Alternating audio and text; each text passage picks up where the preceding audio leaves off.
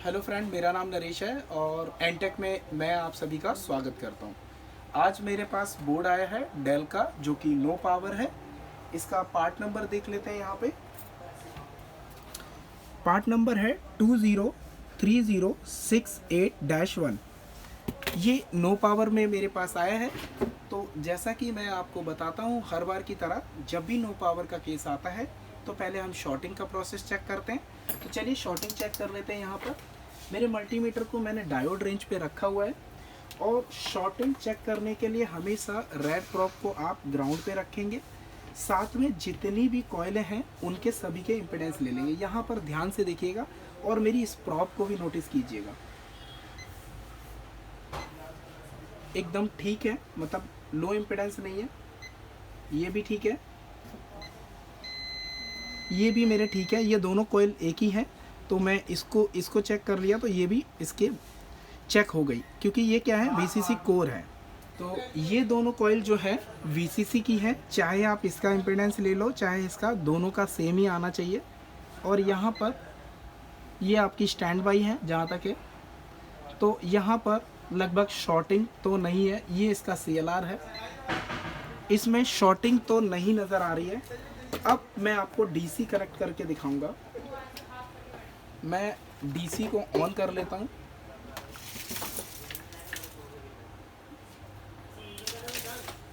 यहाँ पर DC पे मेरे ऑलरेडी 12 जो है ये मिली एम्पेयर कंज्यूम कर रहा है करंट को। मैंने कनेक्ट कर दिया। अब यहाँ पर अगर आप गौर से देख रहे होंगे तो यहाँ पे पता लग रहा है कि लगभग इसमें स्टैंड बाई और अकॉर्डिंग टू जनरेशन, जैसे अगर आप देख रहे हैं अकॉर्डिंग टू जनरेशन, अगर 10 या 12 जनरेशन है तो उसमें आपको क्या कम से कम स्टैंड बाई यानी कि 3 वोल्ट और 5 वोल्ट बनना चाहिए। साथ में अगर ये 10 या 11 जनरेशन का बोर्ड है तो 1.8 और 1 वोल्ट। हालांकि इस मदरबोर्ड में 1.8 यूज़ हुई है, 1 वोल्ट ऑलवेज यूज़ नहीं हुई है।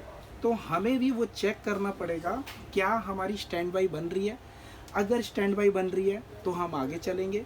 फ़िलहाल मैं वो प्रोसेस बताने जा रहा हूँ आपको जो एक डेड मदरबोर्ड किस तरीके से रिपेयर किया जाता है। मैं एक एक स्टेप करके चलूँगा और आपको दिखाऊँगा कि किस तरीके से इस मदरबोर्ड को रिपेयर करेंगे हम। तो सबसे पहले जो मेरा तरीका है, जो मैं करता हूँ रिपेयर, उस तरीके से चलेंगे। यानी कि हम क्या करेंगे, सबसे पहले चेक करेंगे क्या 19 वोल्ट प्रॉपर है। मेरी मशीन में 19 की जगह मैं 20 रखता हूँ तो 20 वोल्टेज रहेगी। तो मैं यहाँ पर सबसे पहले क्या चेक कर लूँगा, ये मेरा CLR है 19 वोल्ट का, यहाँ पर 20 वोल्ट आ रही है। और याद रखिएगा इस मदरबोर्ड के अंदर NVDC टेक्नोलॉजी यूज़ हुई है, यानी कि यहाँ पर इस कॉइल पर आपको 13 वोल्ट के करीब यहाँ बनना चाहिए। यहाँ पे 18 वोल्ट और ये 13 वोल्ट आप देख सकते हैं। मेरे मल्टीमीटर की प्रॉप भी देखिए, ठीक है। यानी कि ये बन रही है किसकी तरफ, क्या हमारा LDO बन रहा है। अगर LDO बन रहा है तो हम चलेंगे हमारी चार्जिंग IC की तरफ। चार्जिंग IC पे AC ओके बन रहा है या नहीं। तो सबसे पहले हम जंप कर लेते हैं चार्जिंग IC पे। और चार्जिंग IC के लिए मुझे हेल्प लेनी पड़ेगी बोर्ड व्यू और स्कीमेटिक की।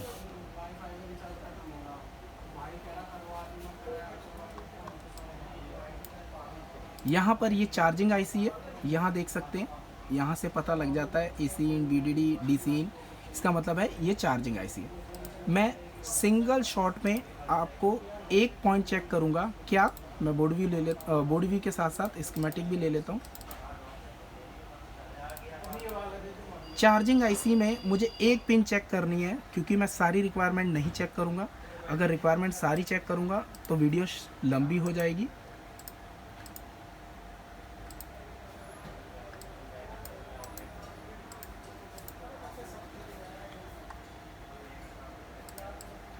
देखिए सबसे पहले DC इन आना चाहिए, DC इन के बाद AC इन आना चाहिए, साथ में VDD बनना चाहिए, उसके साथ में आपको AC ओके बनना चाहिए। अगर यहाँ पर AC ओके, अगर आप यहाँ देख रहे हैं तो यहाँ पर क्या है, एक पुल अप है जो कि वोल्टेज डिवाइडर बन रहा है उस वोल्टेज डिवाइडर के अकॉर्डिंग यहाँ पर यानी कि इस पॉइंट पर आपको क्या है, यहाँ तक तो आपको चार्जिंग आईसी पे तो वोल्टेज मिलना चाहिए, लेकिन इस लॉजिक को अगर आप देखेंगे या समझेंगे तो यहाँ पे बताया कि एसी ओके मतलब क्या हो जाएगा, आपका लो रहेगा। यानी कि मुझे 24 नंबर पिन पे क्या चाहिए, वोल्टेज होना चाहिए, और जब ये आयो तक पहुँचेगा तो एसी ओके क्या है, लो हो जाएगा। तो चलिए चेक करते हैं क्या चार्जिंग आईसी पे हमारे को वोल्टेज मिल रहा है या नहीं। मैं बोर्ड को थोड़ा सा पलट लेता हूँ। ये बोर्ड रिपेयर करने का पहला स्टेप है, मतलब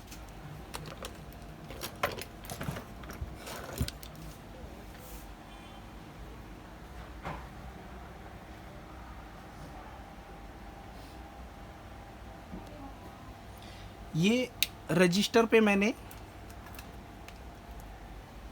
जो चार्जिंग आईसी की रजिस्टर से एक चार्जिंग आईसी से एक रजिस्टर लगा हुआ है, मैंने उस पर प्रॉप पे रखा हुआ है, और यहाँ पर आप देख सकते हैं मल्टीमीटर पे 3.3 आ रहा है।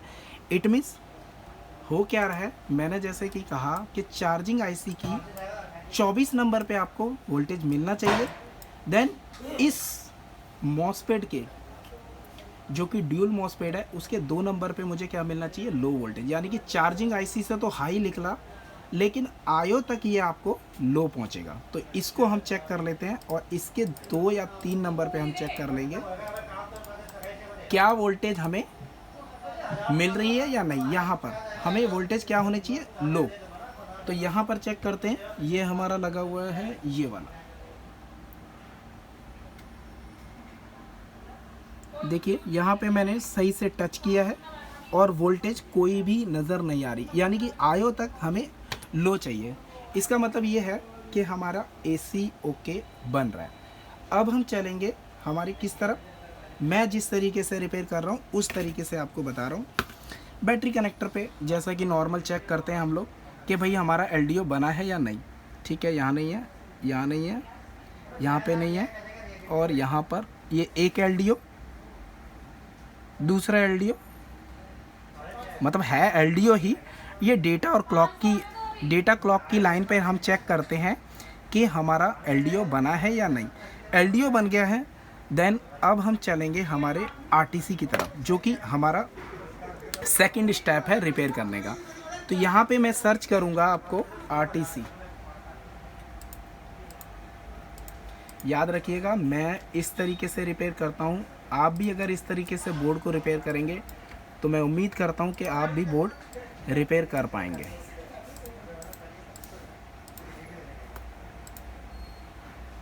ठीक है, एक रजिस्टर ये है जिसका 1 मेगा रजिस्टर है, इस पर आपको 3.3 यहाँ पर आना चाहिए, लेकिन इंट्रूडर पर आपको मिनिमम जो वोल्टेज है वो 1.5 अगर आपको मिलती है, that is the right voltage.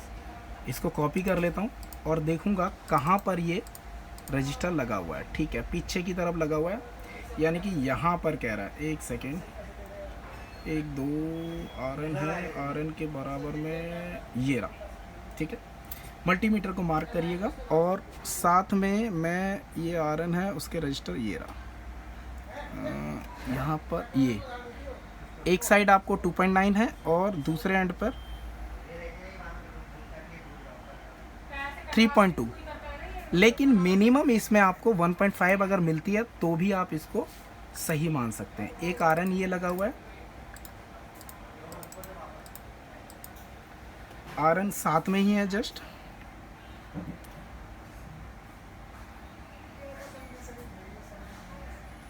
.1 है, दूसरे एंड पर 3.1 है, और इस पॉइंट पर 3.2 है, 3.2, यानी कि ये भी हमारी वोल्टेज सही है। यानी कि SRC रीसेट और RTC रीसेट ये दोनों भी मेरी सही है। अब मुझे किसको चेक करना पड़ेगा, ये सही है। ठीक है, अब हम चेक करेंगे क्या हमारा RTC जो क्रिस्टल है जो 32 किलो हर्ट्ज बनाता है वो सही बन रही है या नहीं। उसके लिए मुझे लेना पड़ेगा अपना DSO, और DSO में थोड़ी सी सेटिंग करनी पड़ेगी। मैं एक बार सेटिंग कर लेता हूँ और उसके बाद मैं आपको चेक कराऊंगा।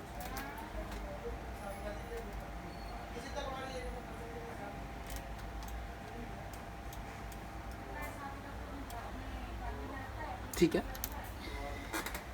इतना प्रोसेस आपको करना पड़ेगा अगर आपका डेड मदरबोर्ड है। तो ये क्रिस्टल के पास में जो हाई वैल्यू, एक सेकंड में दिखाता हूँ आपको,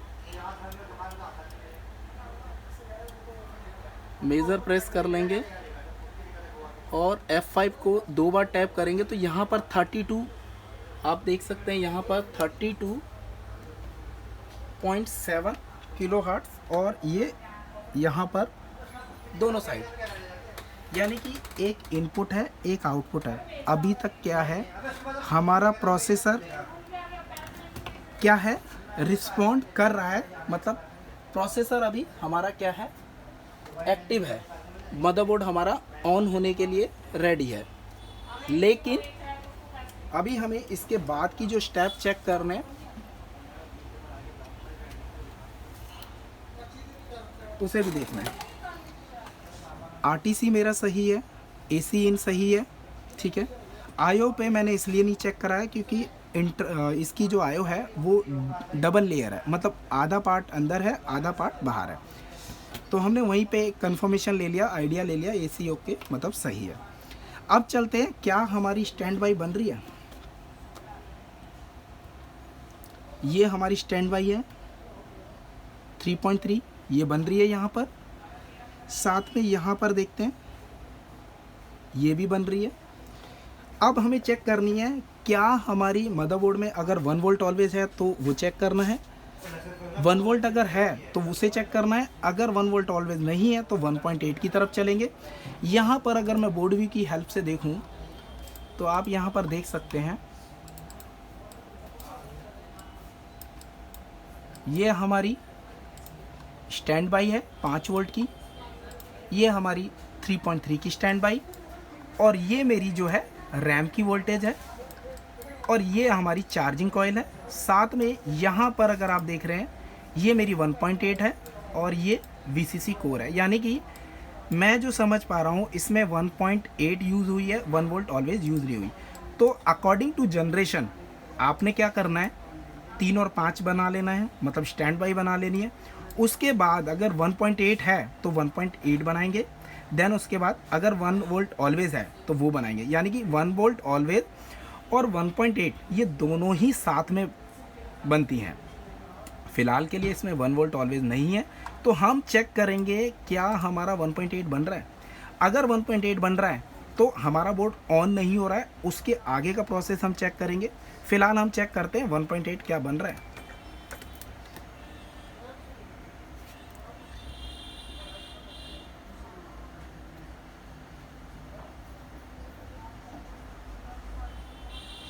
यहाँ पर 1.8 नहीं बन रहा है, 1.8 बनना चाहिए, नहीं बन रहा है। हो सकता है इसी वजह से हमारा मदरबोर्ड ट्रिगर नहीं ले रहा। मैं आपको बता दूं कि जब भी डेल के मदरबोर्ड होते हैं तो उनमें अगर सीमोस नहीं लगा होता तो आरटीसी रीसेट होने के कारण से ये ऑटो ऑन हो जाते हैं।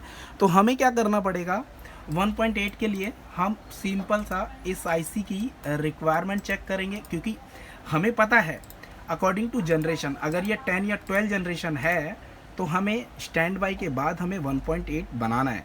अगर वो बनेगा देन उसके बाद हमारा प्रोसेस है जो आईओ और पीसीएच का कम्युनिकेशन का जो प्रोसेस है वो आगे का है। फ़िलहाल हम चलते हैं, हमें क्या चेक करना है।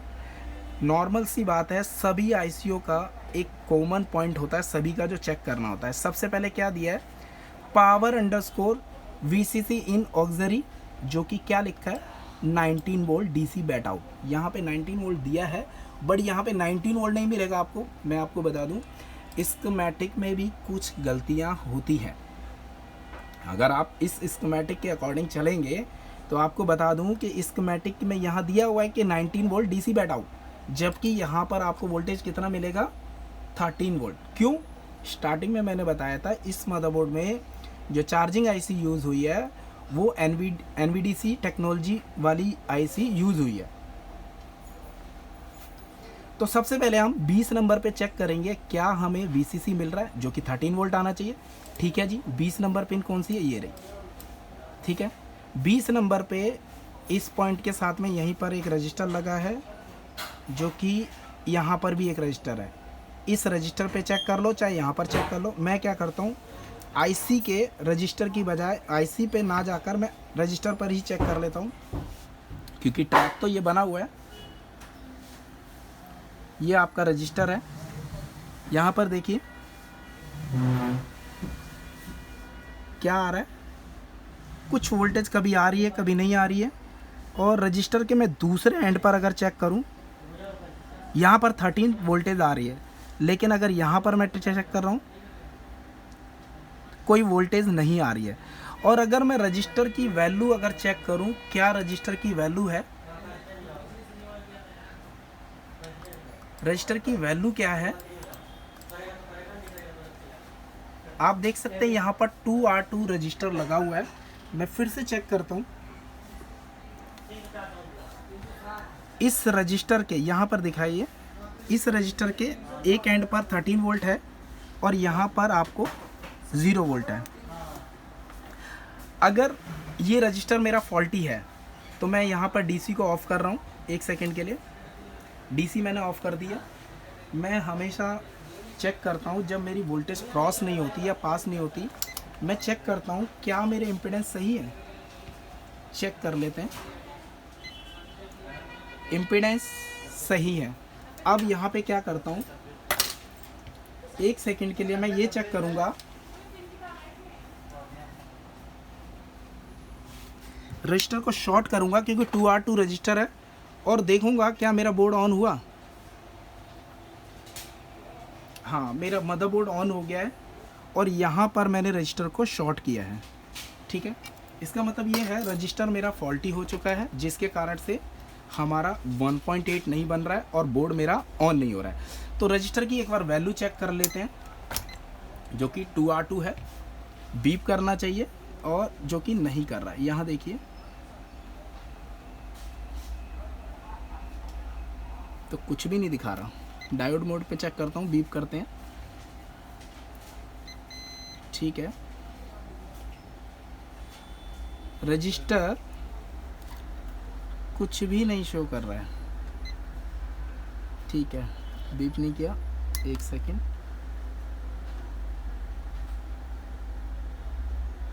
वन मेगा के करीब और 2 मेगा 1 मेगा के करीब ये जा चुका है, ख़राब हो चुका है। हम क्या करते हैं, इस रजिस्टर को रिप्लेस करते हैं। आप यहाँ पे 2R2 की जगह आप कोई और रजिस्टर भी लगा सकते हैं, 0 ओम का, जैसे लाइक दिस। 1 सेकेंड। ठीक है, यहाँ पर मुझे मिला।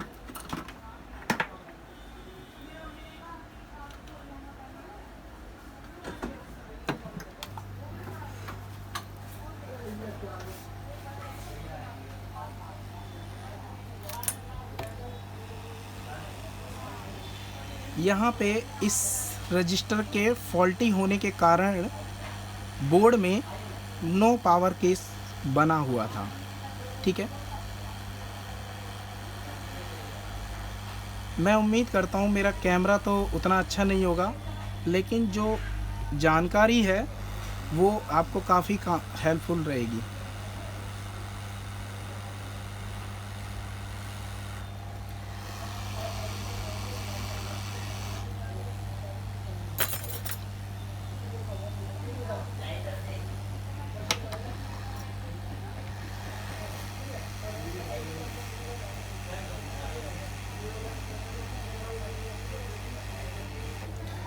यहाँ पे रजिस्टर मैंने बदल दिया है, एक बार दिखाइए। यहाँ पर ये रजिस्टर था जो कि 2R2 था, फॉल्टी था, ये मैंने रिप्लेस कर दिया है। और अब हम चेक करेंगे क्या हमारे मदरबोर्ड में डिस्प्ले आया है या नहीं। ठीक है, मैं इसमें रैम भी लगा लेता हूँ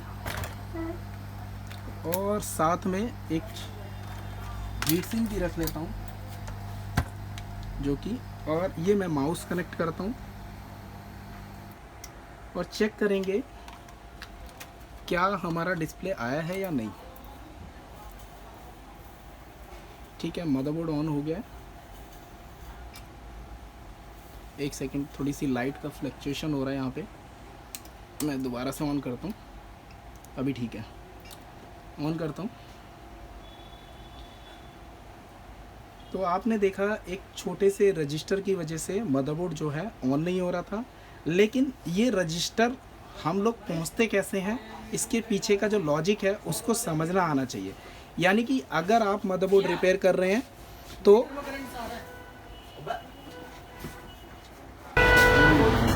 तो यहाँ पर देख सकते हैं मदरबोर्ड ऑन हुआ है और माउस मेरा कनेक्टेड है।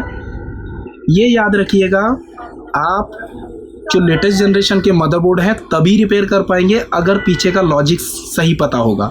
साथ में कौन सी सप्लाई पहले बनेगी कौन सी बाद में बनेगी, ये अगर आपको नॉलेज है तभी आप मदरबोर्ड रिपेयर कर पाएंगे। अदरवाइज़ जितने भी लेटेस्ट जनरेशन के बोर्ड हैं वो आप रिपेयर नहीं कर पाएंगे। और आप अपने आप को अपग्रेड करना चाहते हैं एडवांस लेवल पे, तो हमसे कांटेक्ट कर सकते हैं, दिए हुए नंबर पे कांटेक्ट कर सकते हैं। ऑफलाइन और या ऑनलाइन दोनों ही कोर्स अवेलेबल है हमारे पास। रीस्टार्ट हो रहा है, डिस्प्ले अभी आया नहीं है। हाँ, रीस्टार्ट हो गया है। ठीक है, डिस्प्ले आ चुका है, आप देख सकते हैं। ये जो तरीका है, जिस तरीके से मैं रिपेयर करता हूँ, आज मैंने अपना तरीका आप लोगों के साथ शेयर किया है कि मैं किस तरीके से मदरबोर्ड को रिपेयर करता हूँ। अगर मेरी ये केस स्टडी पसंद आई है तो लाइक करें, शेयर करें, और मेरा चैनल अभी तक सब्सक्राइब नहीं किया तो चैनल को ज़रूर सब्सक्राइब कर लें। Thank you.